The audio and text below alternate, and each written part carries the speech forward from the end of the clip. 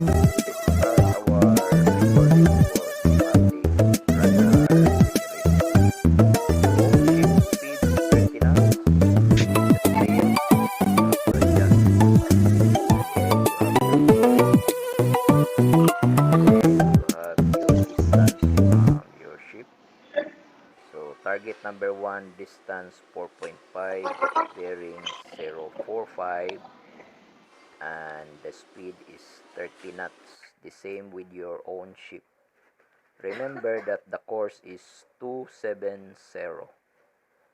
So your target is the same speed as your own ship, and you have also your target course 270, and you have also your own ship speed.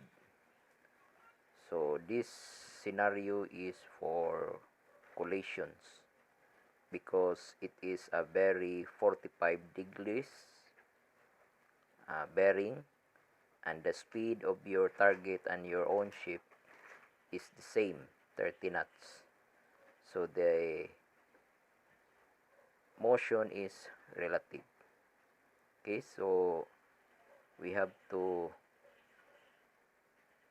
notice that the BRM, or the distance of the vessel, is decreasing and the angle is not changed. So notice the time interval. So we have closer distance. Thank you.